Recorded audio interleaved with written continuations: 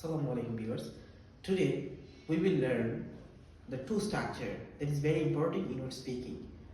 What is that? That is মানে আমরা কোনো কিছু করতে পারি মানে এবিলিটি বোঝায় যে আমরা কোনো কিছু করতে পারি এবং কোনো কিছু করতে পারতাম। এই দুইটা স্ট্রাকচার আসলে সচরাচর আমরা দৈনিক জীবনে মানে দৈনিক জীবনে অনেক কিছু পারি পারতাম এসব বলা লাগে। সো এই দুইটা স্ট্রাকচার দিয়ে আমরা পারি এবং পারতাম আসলে এগুলো একেবারে বেসিক। আমি কোনো কিছু করতে পারি আসলে আমি কি করতে পারি কোনো একটা কাজ করতে পারি আমার ক্ষমতা আছে বা এবিলিটি আছে বোঝায়।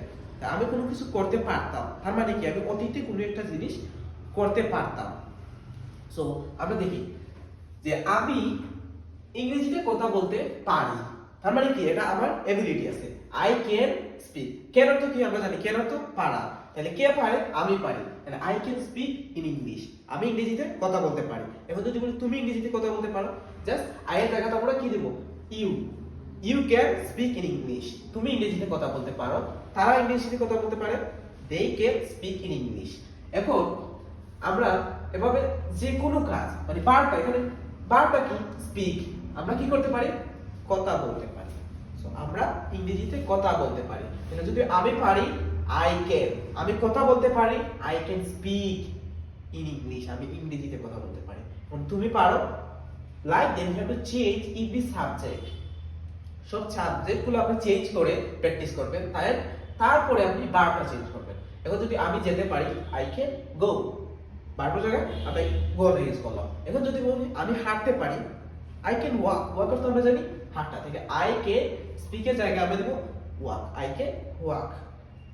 এখন আসি তুমি সাহায্য করতে পারো, এটা কি তুমি পারো, তাহলে সাবজেক্টটা কি তুমি, তাহলে তুমি সাহায্য করা আমরা জানি হেল্প, তাহলে তুমি সাহায্য করতে পারো you can help, you can help, তুমি সাহায্য করতে পারো।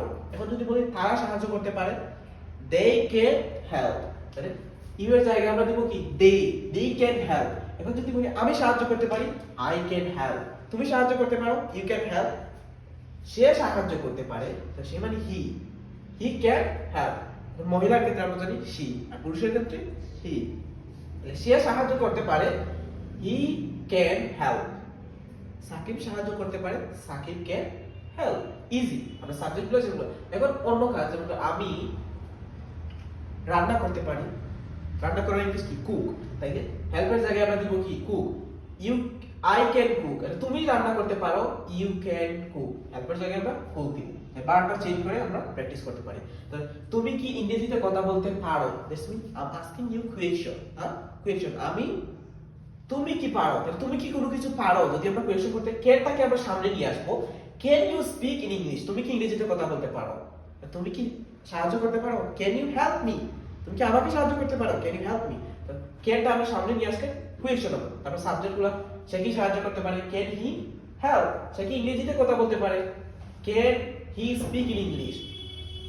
তারপরে তুমি কি করতে পারো, মানে তুমি কি কোনো কিছু মানে পারো না, এখন কি তুমি কি করতে পারো না, তুমি কি কোনো কিছু করতে পারো না।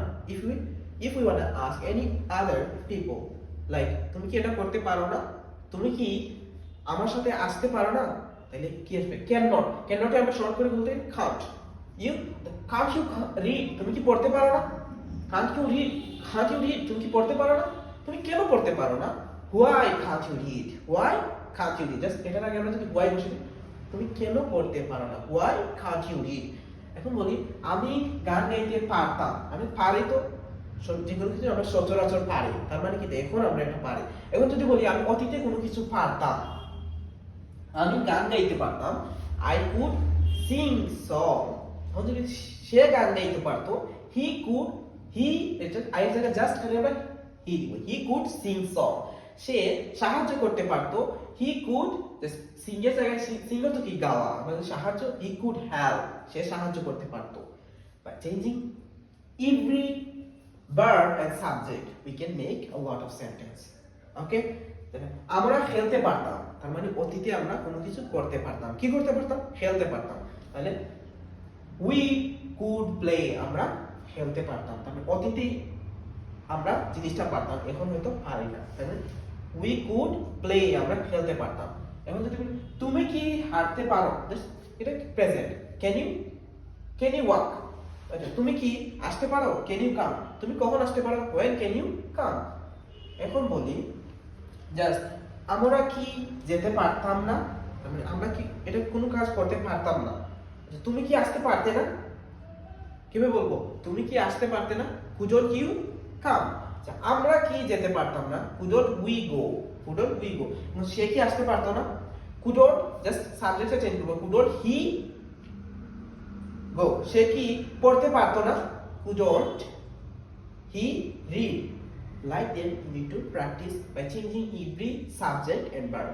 সবগুলো চেঞ্জ করে আমরা দ্রুত প্র্যাকটিস করতে পারি so that we can speak fluently. So আসলে আমরা ইংলিশ এনাতে আমরা বেসিক, যদি আপনি even though if you don't know how to make any sentence, যদি আপনি একটা সেন্টেন্স তৈরি করতে না পারেন, এখানে আসার পর আমরা এখানে বেসিক থেকে কাজ করব, তারপর আপনার যদি লেভেল হয় অ্যাডভান্স, আমরা অ্যাডভান্স থেকে কাজ করব। সো আপনার সর্বোচ্চ সাপোর্ট দিব। সো এভাবে আপনি প্র্যাকটিস করতে পারেন। তাহলে আপনি বারটা চেঞ্জ করলেন, সাবজেক্টটা চেঞ্জ করলেন, যে পারি, পারতাম, কেন পারতাম, কিভাবে পারতাম, কখন পারতাম, কেন পারতাম না, সবগুলো easily you can speak in English fluently. So like that you need to practice and tata by.